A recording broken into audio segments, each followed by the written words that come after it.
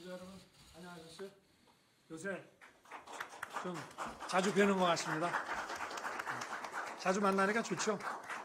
네. 오늘 뭐 질문 많이 준비하셨습니까? 네.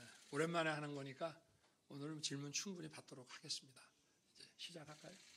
네, 모두 자리에 앉아주시기 바랍니다. 이제부터 질의응답 시간을 가질 텐데요. 오늘 기자회견은 사전에 예고해드릴 만한 사안들을 대통령께서 직접 소상하게 설명해드리는 자리입니다. 주제 제한 없이 질문하실 분들은 손을 들어주시고 지목이 되면 일어나셔서 소속 언론사와 성함을 밝혀주시기를 바랍니다. 네, 질문 원하시는 분은 손을 들어주시기 바랍니다. 네, 뉴시스의 박미영 기자님. 안녕하세요. 뉴시스 박미영입니다. 재작년 취임 100일 기자회견 이후에 21개월 만에 이렇게 국민들이 궁금해하는 점들을 대통령께 여쭙고 직접 답변을 받는 자리를 마련하게 돼서 늦었지만 그래도 다행이라고 생각합니다. 앞으로 오늘을 계기로 더 많은 소통하는 자리를 만들어 주시기를 기자단을 대표해서 부탁드립니다. 그리고 좀 첫 질문이라서 편안한 질문을 드리고 싶지만 지금 전국상 총선 패배에 대해서 여쭙지 않을 수 없겠습니다. 그래서 대통령께서 생각하시는 총선 패배의 원인이 무엇인지, 그리고 그걸 기반으로 해서 앞으로 국정 운영 방식에서 어떤 부분에서 가장 크게 변화를 추구하려고 하시는지 좀 구체적으로 말씀 주시기 바랍니다.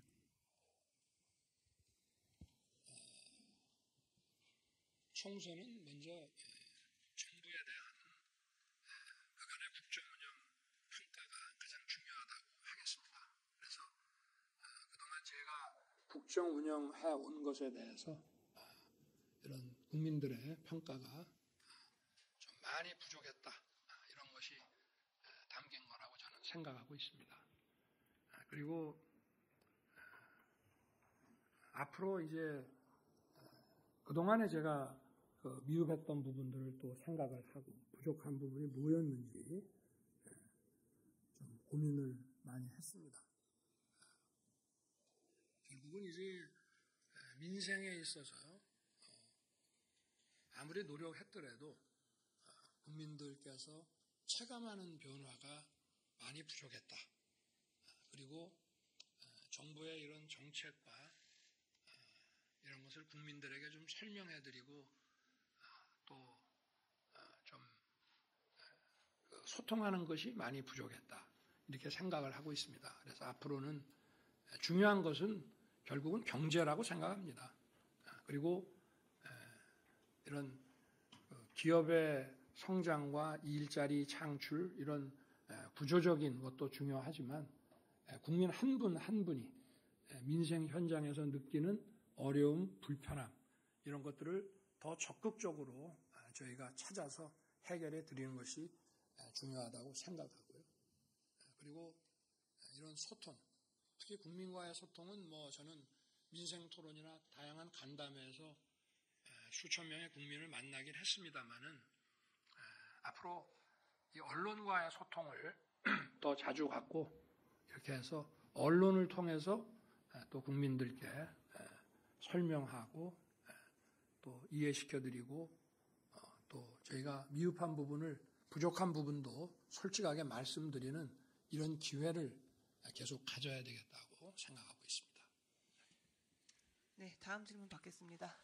네, 조선일보의 김동하 기자님. 네, 조선일보 김동하 기자입니다.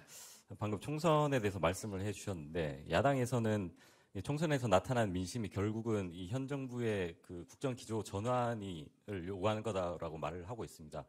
대통령께서는 이재명 대표와 첫 회담도 하긴 했지만 총선 후에 어떤 대통령실의 인선이나 내놓는 메시지가 그렇게 총선 전과 얼마나 달라졌는지 크게 와닿지는 않는 것 같은데요. 야당에서는 실망스럽다는 표현도 했습니다. 앞으로 정말 남은 3년간 어떤 국정 기조를 어떤 전환하실 생각이 있는지, 그렇다면 특별히 인선이나 어떤 정책에서 그 부분을 어떻게 반영하실 건지가 궁금합니다. 저희가 더욱 소통하는 정부, 또 민생에 관해서 국민의 목소리를 더욱 경청하는 정부로 바뀌어야 한다는 그런 기조 변화는 저는 맞다고 생각합니다. 또 한편 저희가 이런 시장 경제와 민간 주도 이 시스템으로 우리의 경제 기조를 잡는 것은 어떤 헌법 원칙에 충실한 것이라고 저는 생각하고 있습니다. 그래서 그 기조는 또 일관성을 유지해야 하고 일관성을 유지할 것, 또 바꾸고 고쳐야 될 것들을 더 세심하게 가려서 고칠 것은 고치고 또 일관성을 지킬 것은 지키고 이렇게 하겠습니다. 네, 다음 질문 받겠습니다.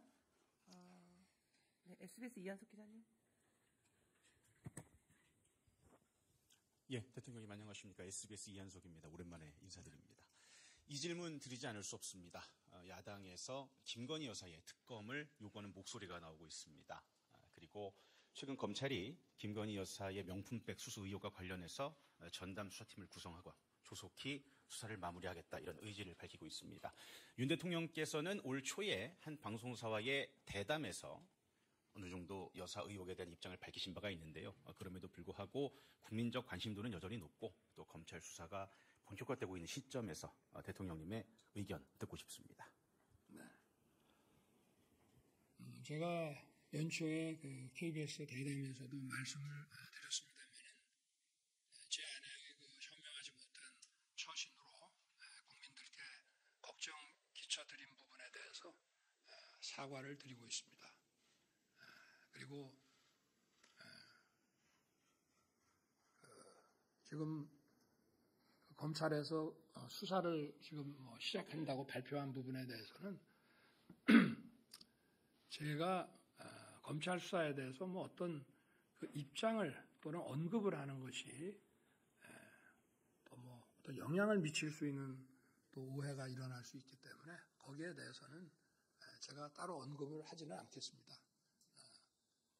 공정하고 엄정하게 잘 할 것이라고 저는 생각하고 있습니다.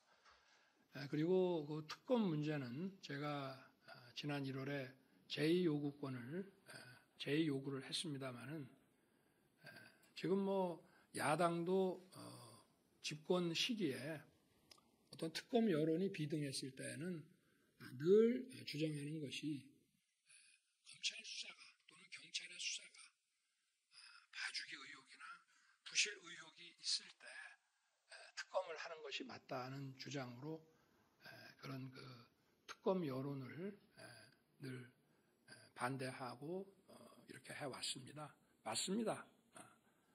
특검이라고 하는 것은 일단 정해진 검, 경, 공수처 이런 기관의 수사가 봐주기나 부실 의혹이 있을 때 하는 것입니다. 도이치니 하는 이런 그 사건에 대한 특검 문제도 사실은 지난 정부 한 2년 반 정도 사실상은 저를 타겟으로 해서 검찰에서 특수부까지 동원해서 정말 치열하게 수사를 했습니다. 그런 수사가 지난 정부에서 저와 제 가족을 봐주기 수사를 했다는 것인지 봐주기 수사를 하면서 부실하게 했다는 것인지 저는 거기에 대해서 정말 묻지 않을 수 없습니다. 그 자체가 저는 모순이라고 생각합니다. 특검이라고 하는 것에 우리가 지금까지 한 20여 년이 넘도록 여러 차례 특검을 운영해 왔습니다만 다 그런 관점에서 여야가 의견 일치를 보고 이렇게 해온 것이기 때문에 저는 지난번에 저희가 제2요구해서 했던 그 특검에 대해서는 지금도 여전히 할 만큼 해놓고 또 하자는 것은 그야말로 특검의 어떤 본질이나 제도 취지와는 맞지 않는 그거는 어떤 면에서는 그냥 정치 이런 공세, 정치 행위 아니냐, 진상을 가리기 위한 것은 아니지 않느냐 그런 생각은 여전히 가지고 있습니다. 다음 질문 받겠습니다. 네, 한국일보의 김현빈 기자님. 네, 대통령 한국일보 김현빈입니다. 저는 이어서 그 최상병 특검법에 대해서 질문을 드리겠습니다. 이 법이 국회를 통과했을 때 대통령실은 죽음을 악용하려는 나쁜 정치라는 입장을 밝혔습니다. 그런데 사실 이제 한 여론조사의 결과를 보면 국민들의 67%가 이 법을 지지하고 있는 것으로 나타나고 있습니다. 대통령님, 이 특검법을 거부하실 것인지 거부하신다면 이런 여론에도 불구하고 거부해야 되는 이유가 무엇인지 설명 부탁드리고요. 그다음에 이 사건 같은 경우에는 그 대통령실 외압 의혹과 대통령님께서 국방부 수사 결과에 대해서 질책을 했다라는 의혹도 좀 있습니다. 이에 대해서도 입장 부탁드리겠습니다. 답변이 좀 길 수밖에 없게 질문을 하시네요. 정말 그 장래가 구발리 같은 젊은 해병이 대민 그 지원 작전 중에 이렇게 순직한 것은 국군 통수권자로서도 안타깝고 참 가슴 아픈 일입니다. 그래서 이러한 사건의 재발을 방지하고 또 희생자의 명예회복과 책임 소재를 가리기 위해서 진상 규명이 엄정하게 이루어져야 됩니다. 저는 늘 군이나 경찰이나 소방관들에게도 어떠한 공무 수행 중에도 먼저 자신들의 안전을 제일 소중하게 생각하라고 합니다. 그리고 제가 우리 당시에는 최일병이었죠. 아직 추사가 되기 전이니까 순직한 그 사고 소식을 듣고 저도 국방장관에게 이렇게 좀 질책을 했습니다. 저도 그 현장에 며칠 전에 다녀왔지만 어떤 생존자를 구조하는 상황이 아니라 돌아가신 분의 그 시신을 수습하는 그런 일인데 왜 이렇게 그 무리하게 진행을 해서 이런 그 인명사고가 나게 하느냐. 또 앞으로 이제 여름이 남아 있고 또 홍수나 태풍이나 이런 것들이 계속 올 수 있는데 앞으로 대민 작전을 하더라도 이런 일은 절대 일어나면 안 된다. 이렇게 좀 질책성 당부를 한 바 있습니다.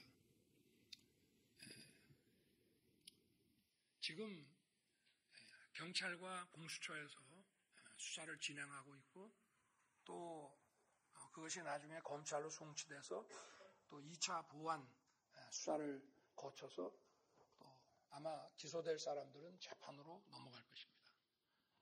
저는 이 수사를 지금 담당하고 있는 수사 관계자들이나 또 향후에 여기에 대한 재판을 담당할 관계자들도 모두 저나 우리 국민과 똑같이 그리고 최상병의 가족들과 똑같은 그런 안타까운 마음으로 열심히 진상규명을 할 것이라고 저는 믿고 있습니다. 어떻게 이 사건을 대충 할 수가 있겠으며 그리고 수사를 하면 다 드러날 수밖에 없는 일들입니다. 이게 군에서 하는 것도 아니고 결국 민간 사법기관에게 넘어가서 이런 진상규명을 하는 것인데 이것을 어떤 진실을 왜곡해서 책임 있는 사람을 봐주고 또 책임이 없는 사람 또는 책임이 약한 사람한테 모든 것을 뒤집어 씌우고 이런 것 자체가 저는 가능하지 않다고 생각합니다. 그래서 어쨌든 지금 이렇게 진행되는 것을 잘 지켜보고 아마 모든 절차가 마무리되면 또 국민 여러분께 수사 당국에서 아마 상세하게 수사 경과와 또 결과를 잘 설명을 할 것인데 그걸 보고 만약에 국민들께서 이거는 봐주기 의혹이 있다, 납득이 안 된다라고 하시면은 그때는 제가 특검하자고 먼저 주장을 하겠습니다. 그러나 일단은 특검의 취지를 우리가 보더라도 진행 중인 이런 수사와 사법 절차를 일단 좀 지켜보고 또 수사 관계자들의 그런 어떤 마음가짐과 자세를 우리가 일단은 좀 믿고 더 지켜보는 것이 저는 옳다고 생각합니다. 또 궁금하신 거 있으십니까? 다음 질문 받겠습니다. 네. KBS의 장덕수 기자님.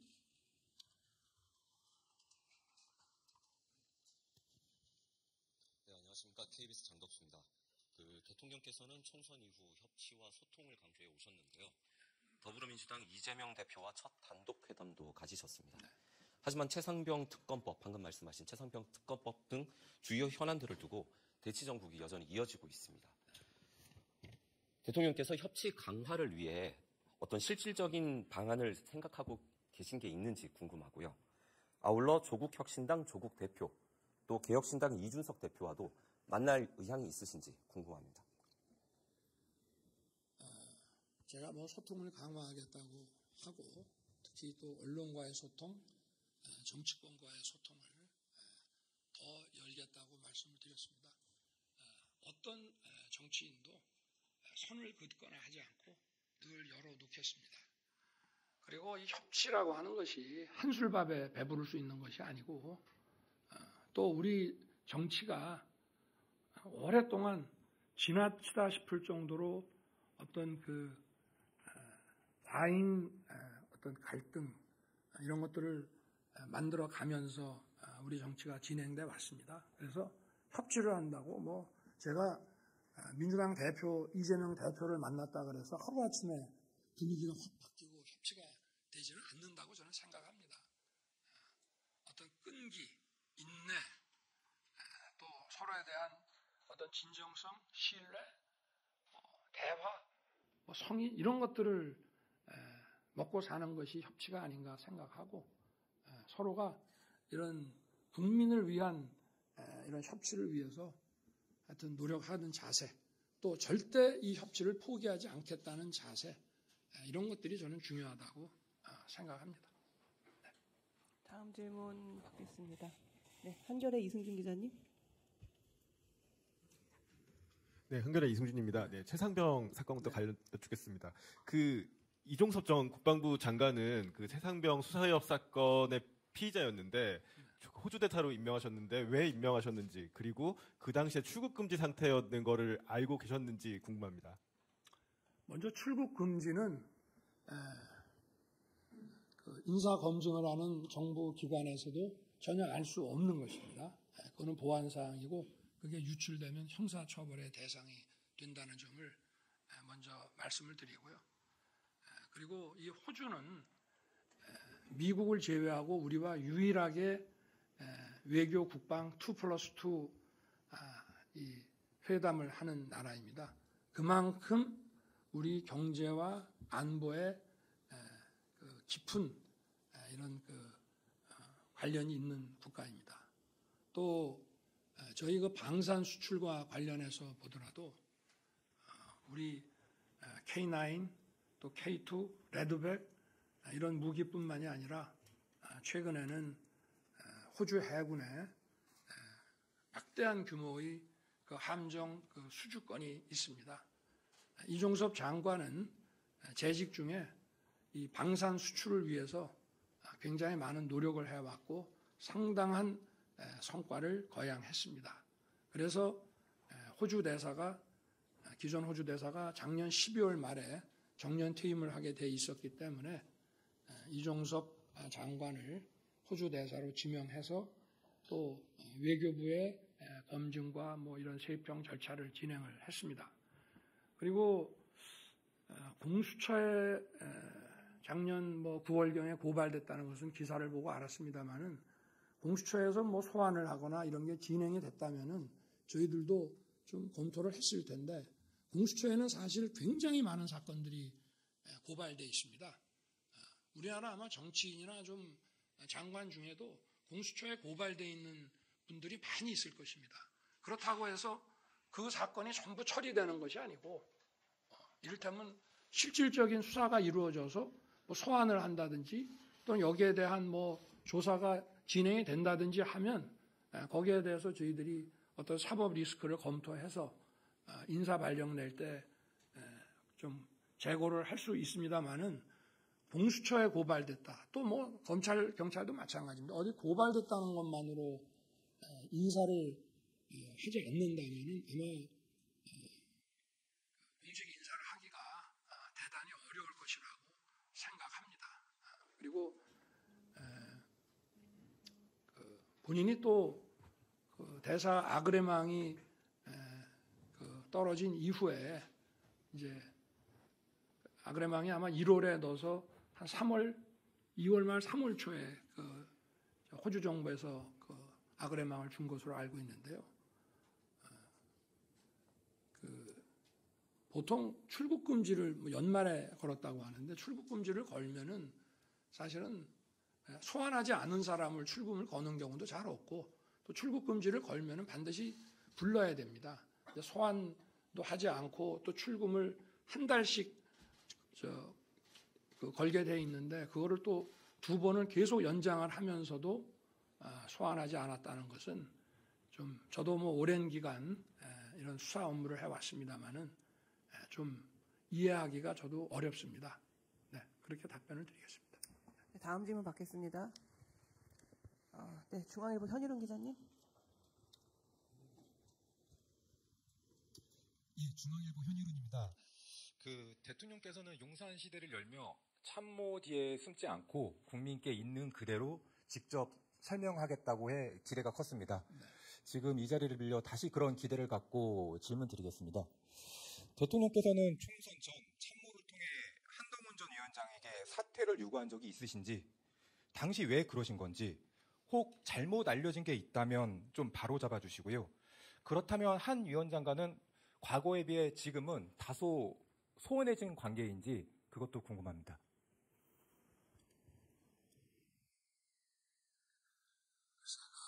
우리 비서실장 또 원내대표 한동훈 위원장 이렇게 아마 점심 먹는 자리에서 그런 얘기가 나온 것 같은데 좀 오해가 있었던 것 같습니다. 그리고 바로 그 문제는 풀었고요. 해소를 했고 그리고 한동훈 위원장은 정치 입문 기간은 짧지만 주요 정당의 그 비대위원장 겸 총괄 선대위원장으로 총선을 또 지휘했기 때문에 이제 정치인으로서 확고하게 자리매김을 했다고 저는 생각합니다.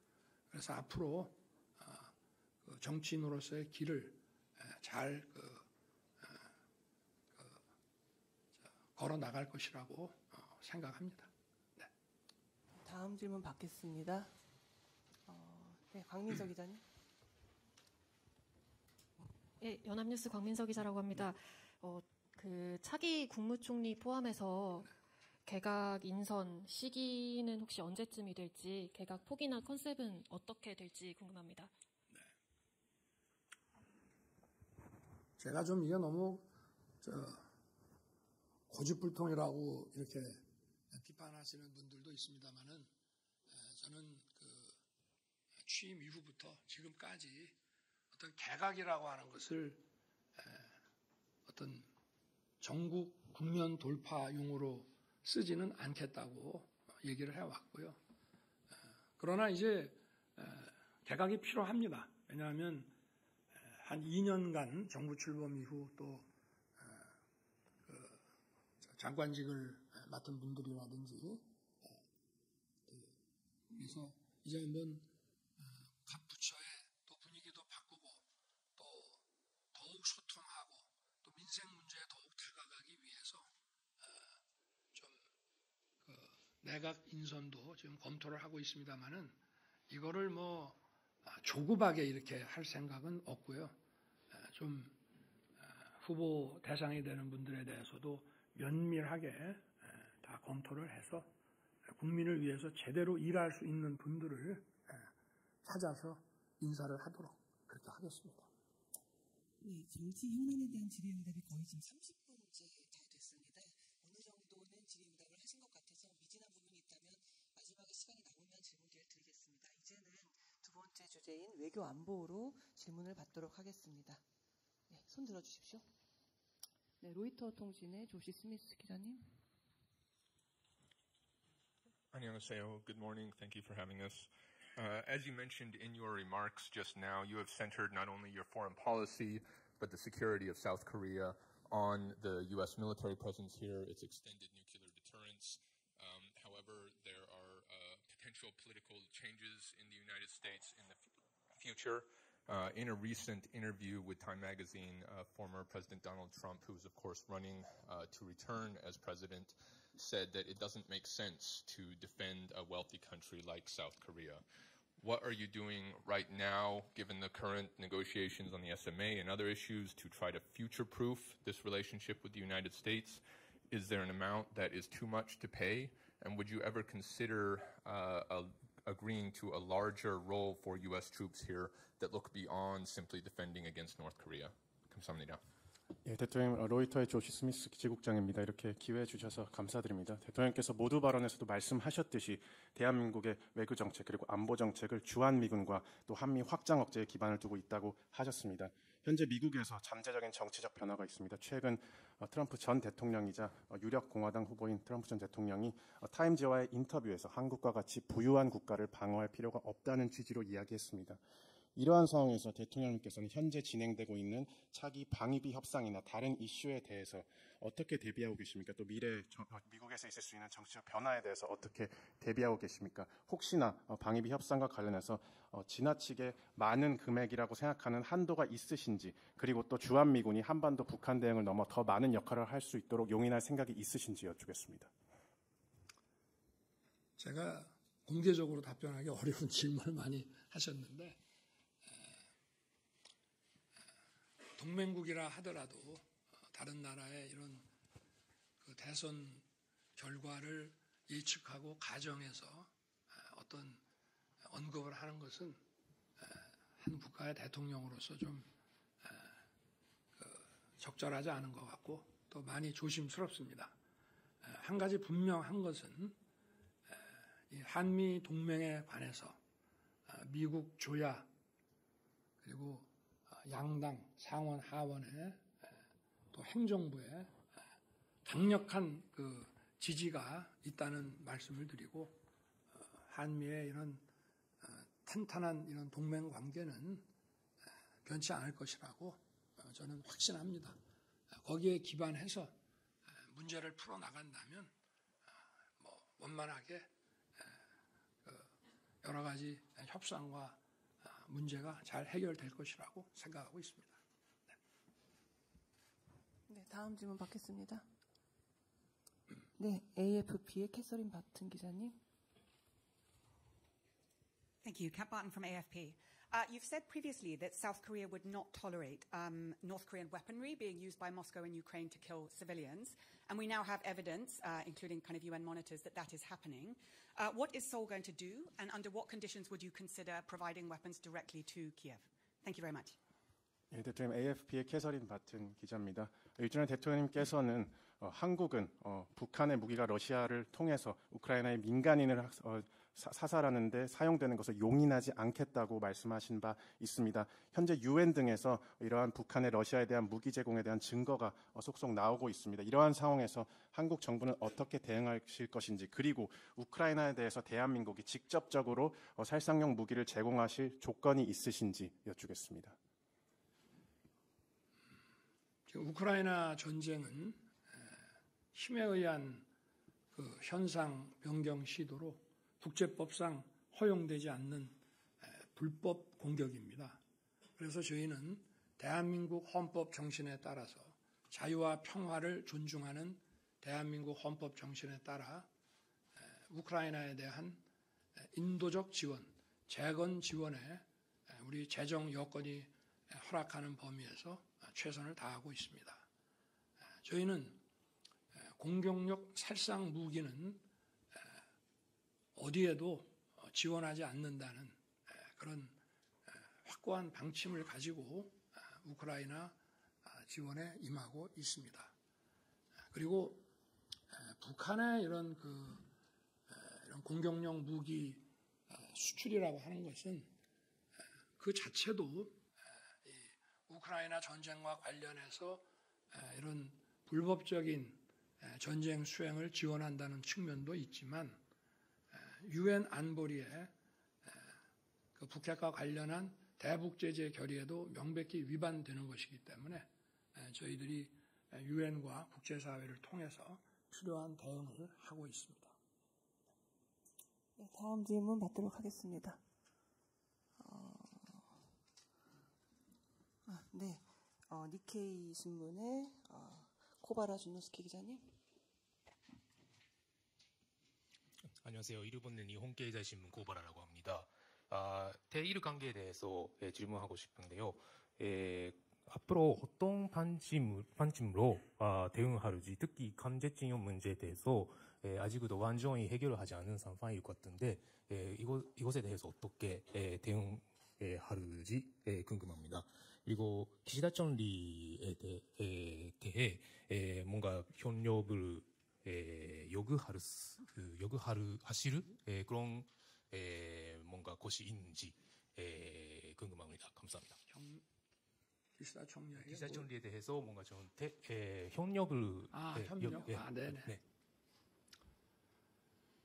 한일 관계는 과거사와 또 일부 현안에 대해서 양국의 또 양국 국민들의 입장 차이가 확실하게 있고 존재합니다. 그러나 이 한일 관계는 우리 양국의 미래와 또 미래 세대를 위해서 우리가 어떻게 할지를 생각해야 된다고 봅니다. 그래서 제가 어려움이 많았습니다만은 우리의 미래를 위해서 또 구체적으로는 북핵 대응을 위해서 또 양국의 경제 협력을 위해서 또 인태지역과 글로벌 사회에서 양국의 어떤 공동 아젠다에 대한 어떤 리더십 확보를 위해서 협력해야 된다고 생각합니다. 그래서 여러 가지 현안이라든가 과거사가 걸림돌이 될 수는 있습니다만은 저희가 어떤 확고한 목표 지향성을 가지고 또 인내할 거는 인내해 가면서 가야 할 방향을 걸어가야 된다고 생각합니다. 그리고 저와 기시다 총리는 서로에 대해서 이제 충분히 신뢰하고 양국 관계를 발전시키기 위해서 마음의 자세와 그런 것이 충분히 있다는 것을 서로가 잘 알고 있는 그런 상황이라고 말씀드리겠습니다. 네. 네, 다음 질문 받도록 하겠습니다. 뒤쪽에서 한번 받아볼까요? 카메라 때문에 잘 보이지 않는군요.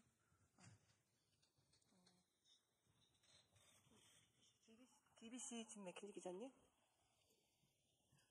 I just wanted to follow up about Russia's military cooperation with North Korea because in buying weapons from North Korea, Russia is seemingly crossing what would I imagine be a number of red lines for South Korea.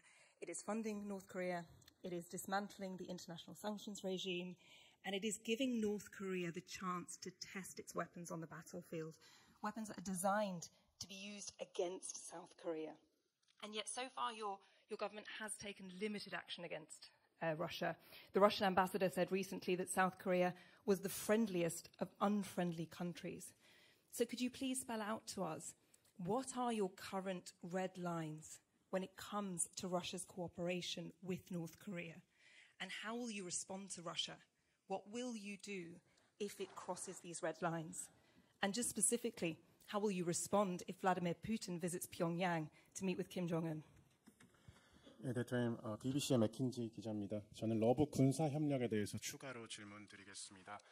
현재 러시아의 북한산 무기 구매를 통해서 러시아는 한국이 설정하는 것으로 보이는 많은 레드라인을 넘고 있는 것 같습니다. 북한에 대해서 자금을 지원하고 있고 북한에 대한 제재 체제를 허물어 가려고 하고 있고 또 북한이 한국을 대상으로 사용하고자 만든 무기들을 실제 전장에서 시험할 수 있는 기회를 주고 있습니다. 그럼에도 불구하고 대한민국 정부는 제한적 조치만을 러시아에 대해 취하고 있는 것 같습니다. 최근 한국 주재 러시아 대사는 한국이 비우호국 중 가장 우호적인 국가라고 언급하기도 했습니다. 이러한 상황에서 대통령께서는 러시아의 행동이 한국이 용인할 수 없는 레드라인은 무엇인지 그리고 그 레드라인을 러시아가 넘었을 때 러북합력과 관련해서 한국이 어떻게 대응할 것인지 또 특히나 만약 푸틴 대통령이 평양을 방문해서 정상회담을 가진다면 어떻게 대응할 것인지 여쭈겠습니다. 러시아는 오랜 세월 우리와 좋은 관계를 맺어온 국가입니다. 최근에는 이 우크라이나 전쟁과 관련해서 또 북한의 무기 도입과 관련해서 우리와 좀 서로 다른 입장 또 불편한 관계에 있습니다. 러시아와의 관계는 사안별로 협력할 것은 협력하고 또 입장 차이에 따라서 우리가 좀 반대하거나 경계할 것은 그렇게 하면서 러시아 관계를 가급적 원만하게 또 경제 협력과 공동의 이익은 함께 추구해 나가는 그런 관계로 잘 관리해 나갈 것입니다. 네, 외교 안보 분야도 어느 정도는 질의응답이 진행된 것 같습니다. 이제는 세 번째 주제인 경제 분야로 넘어가 보도록 하겠습니다. 네, 질문 있으신 분은 손 들어주시기 바랍니다. 네, 저 매일경제의 우재윤 기자님. 안녕하세요. 매일경제신문 우재윤입니다. 최근 우리 경제 회복세를 보여주는 지표들이 좀 나오고 있는데 이제 반도체 경기 회복에 힘입었다는 분석들이 나옵니다. 근데 이제 향후 이제 전 세계에서 반도체 전쟁이 이제 일어날 거라는 분석들이 많이 나오는데 이제 대통령께서는 그동안 반도체 산업에 대해서 지원을 여러 차례 강조하셨고 그리고 투자세 공제 확대도 이제 이루어졌습니다. 근데 이제 반도체 업계에선 세금을 깎아주는 것보단 직접 보조금을 다른 나라처럼 좀 지급하는 게 더 필요하다. 이런 목소리들이 좀 나오고 있고 그래야 속도감 있는 투자가 돼서 향후 반도체 전쟁에서 승리할 수 있다. 이런 목소리가 나오고 있고요. 그래서 이에 대해 어떤 대책을 갖고 계신지 궁금하고 하나 덧붙이면 이제 증시 밸류업 관련해서 시장에서는 약간 좀 기대에 미치지 못했다. 이런 목소리가 좀 나오고 있는데 여기에 더해서 이제 금투세 시행까지 앞두고 투자자들의 우려가 큽니다. 야당에서는 이제 그걸 시행을 계속 해야 된다는 입장으로 알고 있는데 이에 대한 대응책과 새로운 밸류업 대책이 있다면 한 말씀 부탁드립니다. 감사합니다. 질문 내용이 많아서 여러분 다 아시다시피 반도체는 산업의 쌀이라고 하지 않습니까? 오늘날 같은 이런 디지털 사회에서 반도체는 거의 모든 산업에 전후방 연구한 효과가 막대합니다. 그래서 모든 나라들이 반도체 산업뿐만 아니라 자국의 산업 전반의 국제 경쟁력 강화를 위해서 이 반도체 기업에 대해서는 그야말로 재정 여건이 허락하는 범위에서 최대한 지원을 해오고 있습니다. 그래서 우리 정부도 먼저 시간이 보조금이다라는 생각으로 이런 반도체 공장 시설을 만든다거나 할 때 저희들이 아무래도 우리는 반도체 제조 분야가 강하기 때문에 이런 전력과 융수, 이런 기반 시설, 또 공장 건설 이런 것들이 속도감 있게 이루어질 수 있도록 규제를 풀고 정부가 이런 그 속도감 있는 사업 진행을 도와주려고 지금 생각을 하고 있고요. 또 세제 그 지원 분야에 대해서는 사실은 대기업 감세다, 부자 감세다 하는 이런 비판과 공격에 직면하면서도 저희들이 어쨌든 반도체 기업의 경쟁력 강화를 위해서 이런 세제 지원을 추진했고요. 하여튼 지금 드릴 수 있는 말씀은 국회도 설득하고 또 국민들께도 잘 말씀을 드려서 어쨌든 좀 재정 여건이 허락하는 범위 내에서는 최대한 하여튼 보조금이라는 것도 세액공제를 하게 되면 또 보조금이 되는 거니까 하여튼 어떤 식으로든지 우리 기업들이 국제 경쟁력에서 밀리지 않도록 하여튼 지원을 강화할 생각입니다. 지금은 뭐 그 정도밖에 답변 드리기가 좀 어렵고요. 그리고 이런 그 금투세 페이지 등을 포함해서 우리 증시를 좀 활성화하고 또 기업의 밸류업을 진행하는 문제에 대해서 질문을 주셨는데 금투세를 폐지하지 않는다면은 우리 증시에서 엄청난 자금이 아마 이탈이 될 것입니다. 그래서 1,400만의 개인 투자자들에게는 막대한 타격이 예상됩니다. 우리나라는 이런 금융투자, 주식투자와 관련해서 배당소득세라든지 상증세 이런 것이 선진국에 비해서 매우 높습니다. 그래서 거기에다가 금투세까지 얹히게 되면은 별로 남는 게 없습니다. 그래서 대만 같은 경우는 금투세를 시행하겠다는 발표만 했다가 뭐 증시가 난리가 나고 막대한 자금 이탈이 돼서 결국 추진을 못했습니다. 저는 아무쪼록 국회가 이 문제를 1,400만 개인 투자자의 어떤 그 이해가 걸려 있을 뿐 아니라 또 자본시장이 좀 무너지게 되고 재기능을 못하게 되면 그것이 또 실물 산업에 미치는 영향이 매우 크기 때문에 앞으로도 이 문제는 국회에 좀 강력히 좀 협력을 요청하고 특히 야당의 협조를 구할 생각입니다. 밸류화 문제에 대해서는 지금 진행하고 있는 얼마 전에 그 금융위 발표에 대해서 시장이 좀 실망감이 컸던 것으로 알고 있습니다만은 진행합니다.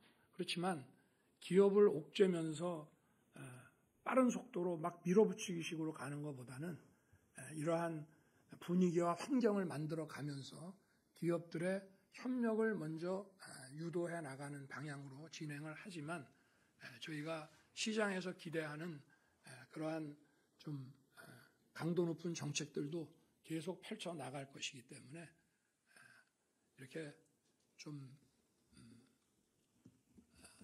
조금 기다려 주시면은 저희 그 기업 밸류업은 착실하게 단계적으로 잘 진행해 나갈 것입니다. 네, 다음 질문 주시기 바랍니다. 네, 한국경제 도병욱 기자님.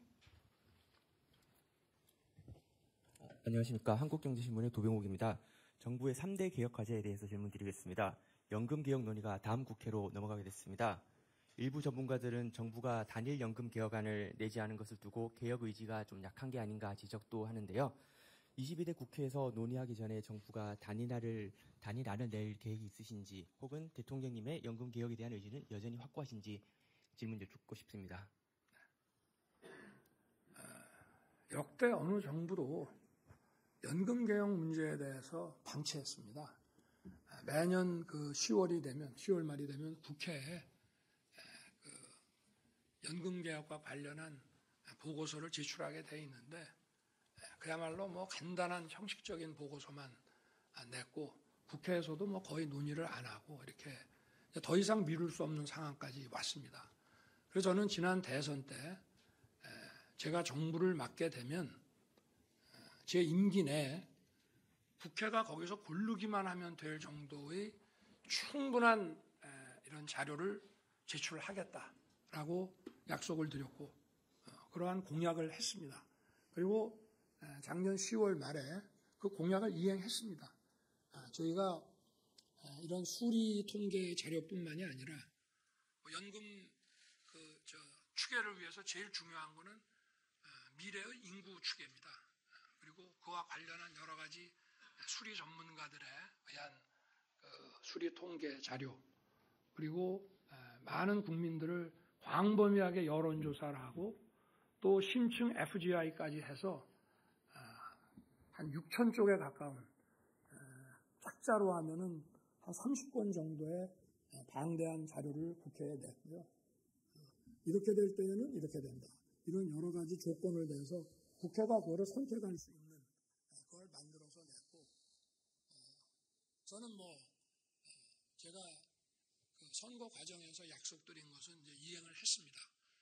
그렇지만 지금 그 자료에 터잡아서 국회 연금개혁 특유의 그 논의 속도가 빨라진 만큼 정부도 여기에 더 협조해서 제 임기 내에 앞으로 100년 대계인 연금 개혁안이 확정될 수 있도록 해야 되겠다는 생각을 좀 가지고 있습니다. 공약을 넘어서서 이것을 임기 내에 국회와 소통하고 사회적 대합의를 이끌어내서 반드시 이걸 해야 되겠다는 생각을 가지고 있습니다.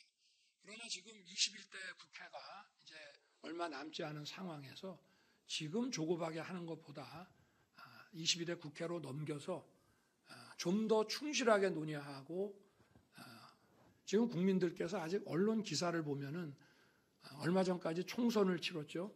또 뭐 총선 끝나고 무슨 특검법이니 뭐니 해가지고 언론 기사의 대부분이 이런 어떤 정치 관련 이런 기사들이 대부분 차지하고 있고 제대로 지금 연금 문제에 대해서 전문가들이 토론하는 그런 기사나 이런 것들을 찾기가 어렵습니다. 그런 것들을 보고 많은 국민들이 연금 문제에 대해서 깊은 관심을 갖게 해서 그렇게 해서 좀 더 폭넓은 공론화 과정을 거쳐서 세계적 합의를 이끌어내는 것이 맞다고 생각합니다. 한 번 만들면 최소 70년을 끌고 가야 되는 계획인데 이것을 21대 국회 그 연금 특유의 어떤 실적이나 성과로서 조급하게 마무리할 것이 아니라 22대 국회로 넘기고 다만 제 임기 안에는 이것이 확정될 수 있도록 정부도 적극 협력할 생각입니다. 다음 질문 받겠습니다. 서울경제 강동원 기자님. 네, 서울경제 강동원 기자입니다. 대통령님, 저는 그 물가 이야기를 좀 여쭙고 싶습니다. 그 물가 지표가 이제 4월에 2%대로 좀 내려오고 경제 성장률도 1분기에 좀 깜짝 성장하고 지표는 좋아지고 있는데요. 근데 이제 서민들이 체감하는 이제 생활 물가는 좀 여전히 어려운 상황입니다. 특히 채소나 과일 같은 신선식품이 좀 많이 올라서 좀 서민들이 좀 어려움을 많이 겪고 있는데요. 물가와 관련해서 대통령께서 생각하시는 대책 혹은 향후 경제 전망에 대해서 말씀 좀 부탁드립니다. 네. 저는 경제 어떤 지표를 관리하는 데 있어서 제일 중요한 것을 물가에 두어봤습니다. 제 취임 이후로 지금까지 여러분도 아마 아실 겁니다. 이 물가 관리를 위해서 저희들이 점검 회의도 많이 하고 이렇게 진행해 왔다는 것을 물가가 올라가면 실질 임금이 감소되는 것이기 때문에 국민들께서 많이 힘드십니다. 더구나 전반적인 저성장의 늪에 지금 빠져 있는 상황에서 물가 관리를 못하면 민생은 그만큼 힘들어지는 것이기 때문에 물가를 가장 중요한 지표로서 관리를 해왔습니다. 그래서 이번 지금 1, 4분기 1월부터 4월까지는 우리 물가의 어떤 기조와 흐름을 보여주는 근원 물가는 2.5% 이내로 관리를 해왔습니다만은 이런 소위 말하는 장바구니 물가 또 우리 식당에서 느끼는 이런 외식 물가 이런 것들이 좀 잘 잡히지 않고 있습니다. 농수산 식품에 관한 장바구니 물가는 저희들이 사실은 큰 돈을 안 써도 한 몇백억 정도만 투입을 해서 할인 지원을 하고 또 수입품에 대해서는 할당 관세를 잘 운영을 하면 잡을 수 있습니다. 그리고 지금 이 장바구니 물가는 지금 모든 경제 부처가 달라붙어서 철저하게 지금 관리를 하고 있고요. 이 외식 물가는 이제 수입 그런 식품이나 수입 이런 식료품들, 식자재들의 수입 물가가 국제시장 변동으로 인해서 많이 높아져 가고 있기 때문에 그 원인 하나와 이제 인건비 이 두 가지가 이제 외식 물가를 올리고 있습니다. 그래서 하여튼 거기도 마찬가지로 이런 관세를 할당 관세 제도를 잘 활용하고 관세를 아예 물리지 않는 방향으로 해서 수입 원가를 좀 낮추고 그리고 수입선을 더 다변화시켜 가지고 좀 더 싼 이런 식자재들, 식품들을 저희들이 확보할 수 있도록 그렇게 지금 전 세계적인 이런 루트와 시장을 조사하고 있다는 말씀을 드리겠습니다.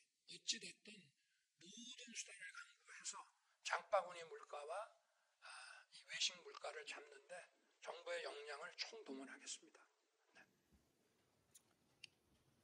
네, 사회 분야의 질문을 받아보도록 하겠습니다. 질문 있으신 분들은 손 들어주시기 바랍니다.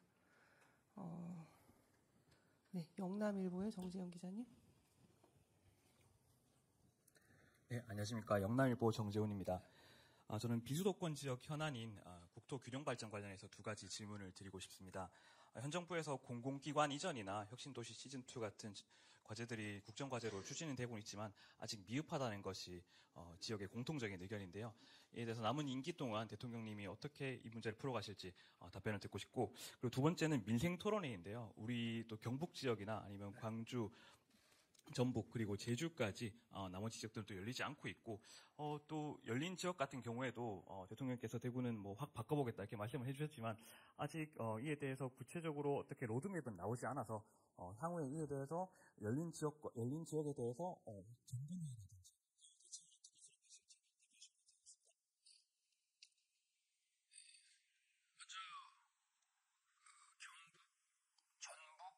광주, 제주 네 군데는 아직 못 갔는데 곧 네 군데도 가서 민생 토론회를 할 계획을 잡고 있고요. 또 민생 토론회를 준비하려고 하면 여러 가지 현안, 또 그 지역의 희망사항, 또 이것이 현실화될 수 있는지 그런 것도 다 검토를 해야 됩니다. 검토가 상당 부분 돼 있습니다. 그래서 선거 총선 직후에는 또 여러 가지 현안들이 많아서 못했습니다만은 아마 다음 주부터 다시 시작이 될 겁니다. 그리고 이제 민생 토론회에서 나온 그 과제들, 저희가 24번의 민생 토론회를 하고 두 차례의 점검 회의를 해서 24번의 민생 토론회에서 나온 약 244개의 과제들을 전부 점검을 했고, 또 후속 조치 그 추진 상황을 대통령실과 총리실이 꼼꼼하게 점검하고 있습니다. 절대 빈말이 되는 민생 토론회가 되지 않도록 잘 챙기겠습니다.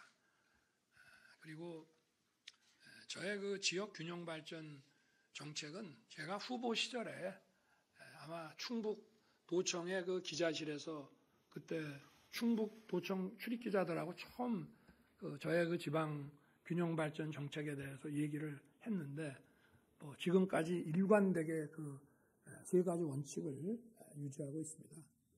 첫째는 지방의 어떤 재정 자주권, 또 정책 결정권을 더 보장해주고, 두 번째는 지방의 각 지역이 스스로 비교 우위에 있다고 판단되는 이런 사업들을 스스로 발굴을 하고, 중앙정부는 규제 완화나 재정이나 이런 여러 가지로 밀어주고, 세 번째는 우리나라 어느 지역에서나 공정한 교통 접근성을 갖게 한다는 것이 저의 3대 균형 발전 원칙입니다.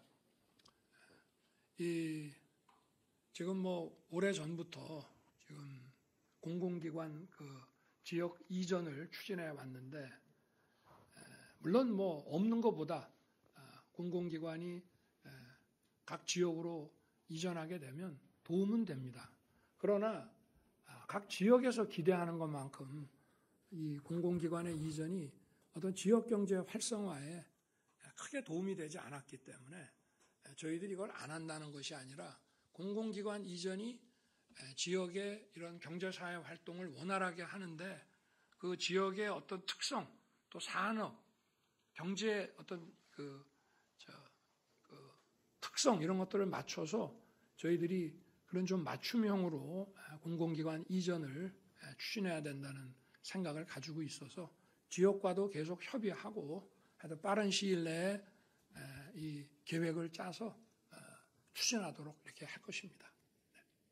네, 다음 질문 받겠습니다. 네, 뒤쪽에서 한번 받아보도록 하겠습니다. 아이뉴스 24의 김보선 기자님.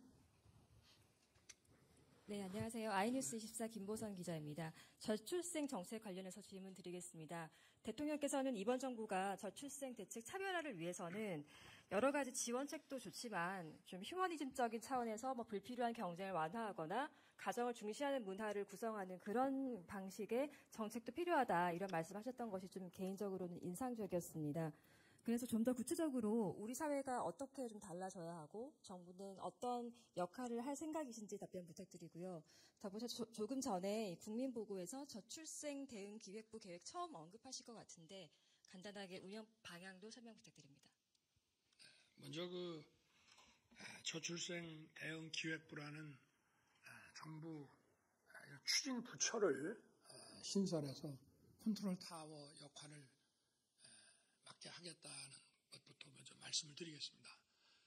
지금 이 저출생 문제는 우리가 시간을 두고 이렇게 진행할 수 있는 그런 문제가 아니고 이제 거의 국가 비상사태라고 할 수 있습니다. 1960년대에 박정희 그 대통령께서 정말 가난에서 벗어나기 위해서 보릿고개를 넘기기 위해서 경제개발 5개년 계획을 시정을 했는데 그야말로 살아보기 위해서 애를 쓴 겁니다. 그때 기존에 있는 부처 갖고는 곤란하다 해서 경제기획원을 설치를 해서 관련 부처들의 컨트롤 타워 역할을 하고 경공업부터 시작해서 중공업의 이런 첨단 산업까지 이런 고도 성장을 이끌어 왔습니다.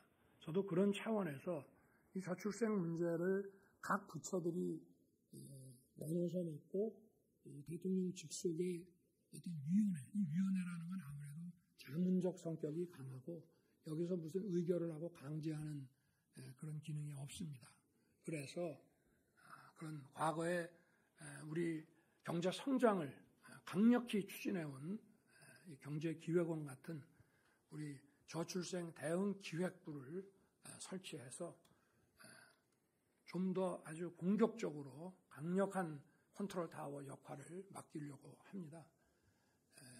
저출생 문제 해결은 가장 중요한 것은 아이를 잘 키울 수 있는 여건을 만들어주는 것이죠.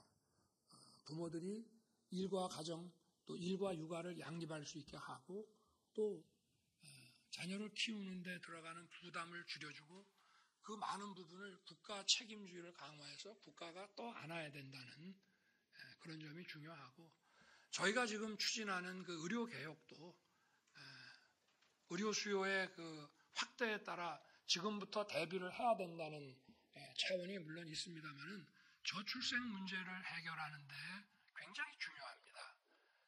지금 부모들이 아이들이 아프면은 발만 동동 굴리고 신속하게 이렇게 병원에 가서 바로 치료받고 나올 수 있지를 않기 때문에 그런 그 아이들을 위한 이런 그 필수 의료, 지역 의료 이 체계가 제대로 갖춰져야 됩니다.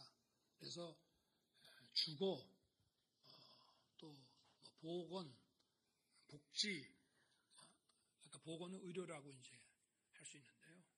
또 고용 일자리 이런 모든 부분에서 교육 이런 걸 전부 통할할 수 있는 물론 주거 부분은 이제 국토부가 좀 관련이 되어 있기 때문에 경제부처하고도 연결이 되어 있지만 어쨌든 이런 사회부총리를 맡겨서 하여튼 실효성 있는 정책들을 빠른 속도로 추진하는 것이 중요하다고 생각합니다. 그리고 이제 우리나라의 저명한 이런 그 인구정책 학자들도 벌써 오래 전부터 어떤 의식 구조가 바뀌는 것이 중요하다. 지나치게 너무 대도시 수도권으로 몰려서 그야말로 과잉 경쟁, 무모한 경쟁에 내몰리다 보니까 가정의 가치가 소홀하게 되고 이렇게 된 것이 결국은 이런 저출생의 또 문화적 요인이 된다는 것은 뭐 거의 정설입니다. 그래서 저희들이 어떤 경제, 사회 정책뿐만이 아니라 우리의 의식과 삶의 문화를 바꿔나가는 노력도 반드시 병행해서 추진해야 된다고 생각합니다. 네, 다음 질문 받겠습니다. 네, 연합뉴스TV 조한대 기자님. 네, 안녕하십니까, 대통령님. 연합뉴스TV 조한대입니다. 아까 전에 방금 그 말씀도 해주셨는데 의료개혁에 대해서 말씀드리고 싶은데요. 정부는 현재 대화의 문을 열어놓고 논의를 하자라는 입장인 거고 반면에 의료계는 원점 재검토를 계속해서 주장을 하고 있지 않습니까? 지금 어떤 접점이 그리 보이고 있는 것 같지는 않은데 앞으로 대통령님께서 이 문제를 해결하는 데 있어서 어떤 보관을 갖고 계시다면 말씀 부탁드리고요. 그리고 추가적으로 지금 야당에서 여야 그리고 정부 그리고 의료계가 참석하는 협의체를 제안하지 않았습니까? 이에 대한 입장도 궁금합니다. 제가 한 방에 해결할 수 있는 보관이 있다면은 우리 정부 당국이 지난 한 30여 년간 이 문제를 해결하지 못하고 지금까지 왔겠습니까? 그런 것은 없다고 봅니다. 결국은 어떤 자유민주주의적인 그런 설득의 방식에 따라서 이 문제를 풀어나갈 수밖에 없고요. 그렇지만 이 의사 증원, 의대 증원을 포함한 이런 의료개혁은 우리의 폭발적으로 증가하는 의료 수요를 감안할 때 또 이런 지역과 이 필수 의료를 강화해 나가야 한다는 그런 상황에 비추어 볼 때 더 이상 이제 미룰 수 없는 과제임은 국민 여러분들께서도 대부분 공감하시고 있다고 생각합니다. 저희들이 의료계와 이 문제를 벌써 1년 넘도록 정부 출범한 거의 직후부터 이 문제를 다뤄왔습니다. 이게 어느 날 갑자기 의사 2,000명 이렇게 발표한 것이 아니고요. 그런데 현실에서 의료계는 어떤 통일된 의견이 나오기가 지금 어려운 것 같습니다. 어떤 개원의들의 어떤 권익을 또 대표하는 의사협회, 또 전공의협회, 또 병원협회, 또 대학협의회 이런 다양한 이 의료계 단체들이 통일된 어떤 입장을 가지지 못하는 것이 정말 이 대화의 걸림돌이고 또 의료계와 협의하는데 매우 어려웠습니다. 저희가 그동안 1년 넘도록 이렇게 진행해 오는 동안에 이런 한 번도 이런 통일된 의견을 받아보지를 못했고요. 그렇다고 마냥 미룰 수는 없고 계속 미루자는 것입니다. 이게. 하지만 정부는 저희가 생각하는 이제 어떤 로드맵에 따라서 뚜벅뚜벅 국민을 위한 의료개혁의 길을 걸어 나갈 것입니다. 그리고 다행히 지금 야당에서도 국민들이 바라는 이 의료개혁에 대해서 많은 공감과 지지 의사를 표시해 줬기 때문에 이 문제를 풀어나가는데 큰 도움이 될 것 같습니다. 네, 지금까지 질의응답만 약 70분 정도 진행되었습니다. 이미 충분히 시간을 드리고 싶지만 시간 관계상 이 정도로 줄여야 할 것 같습니다. 한 더 하시죠. 그럼 추가 질문을 한 2분 정도 더 받아볼까요? 네, 머니투데이 박종진 기자님.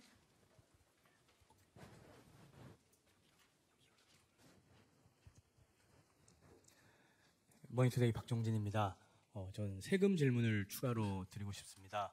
대통령께서는 지난 2년 동안 부동산을 비롯한 주요 분야에서 자유민주주의 원칙에 어긋나는 이른바 징벌적 과세 문제를 지적하시면서 세금의 어떤 정상화 이런 부분들을 추진을 하셨습니다. 하지만 여기에 대해서 그동안 야당은 부자 감세 이런 비판을 계속 해왔습니다.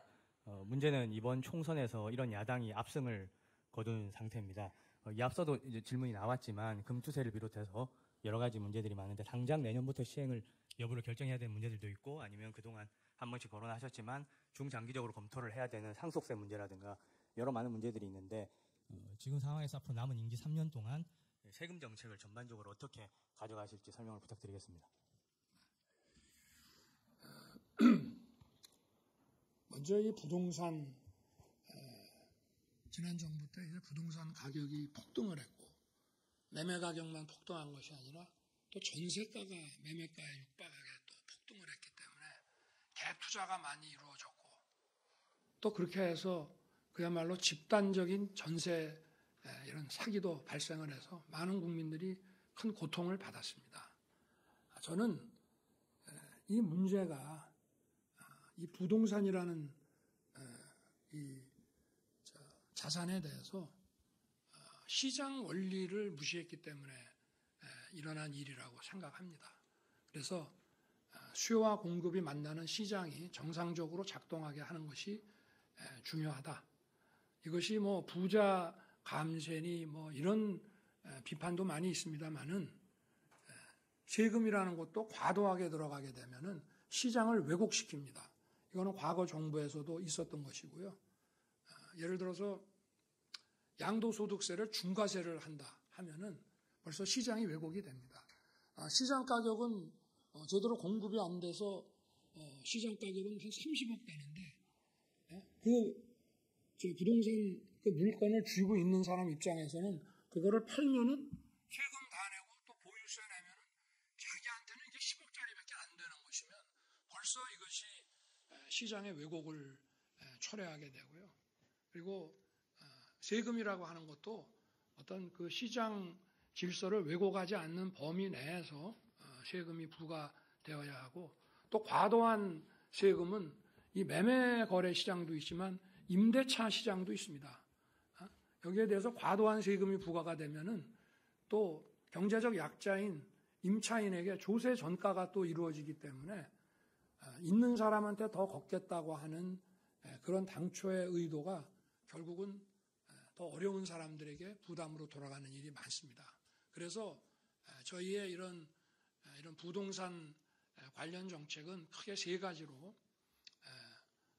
이 시장에 어떤 그 물건이 건물이 집이 충분히 공급될 수 있도록 건축 규제, 재건축 규제를 완화한다 하는 것과 또 과도한 어떤 징벌적 과세를 완화해서 시장이 정상적으로 돌아가게 한다는 것, 그리고 재건축을 시행하는 그 사업자나 또는 주택을 구입하려는 그런 분들에게 또 원활하게 이런 그 대출이 이루어지도록 자금 공급이 이루어지도록 해서 시장을 정상화시키는 게 저희 목표입니다. 누구를 부자를 감세하고 이렇게 하려고 하는 것이 아니고요. 그래서 결국은 국민 모두가 특히 중산층과 서민들이 이런 그 안정적인 이런 주거 보장을 받을 수 있게 해주는 것이 목표고요. 앞으로도 국민과 또 국회를 더 설득해서 이 문제가 어떤 시장의 정상화를 통해서 풀려나갈 수 있도록 노력하겠습니다. 네, 마지막으로 한 분만 더 받도록 하겠습니다. 다 손을 드셔서. 네, TV조선의 조성호 기자님. TV조선의 조성호입니다. 아까 한동훈 위원장 얘기가 나왔는데 그 한동훈 위원장하고 오찬이 불발된 이후에 혹시 따로 연락을 하셨거나 아니면 따로 연락이 온 적이 있는지 한번 여쭤보고 싶고요. 그 다음에 차후에 다시 그 만남이 성사될 만남을 혹시 다시 하실 계획이 있으신지 좀 여쭤보고 싶습니다. 아니 저와 뭐 20년이 넘도록 이렇게 교분을 맺어온 한동훈 위원장을 뭐 언제든지 만날 것이고요. 또 아마 선거 이후에 본인도 많이 좀 지치고 또 재충전이 필요한 것 같아서 부담을 안 주고 기다리는 것이 맞지 않나 이렇게 생각을 해서 있습니다만은 언제든지 뭐 식사도 하고 만나게 될 것이라고 말씀드리겠습니다.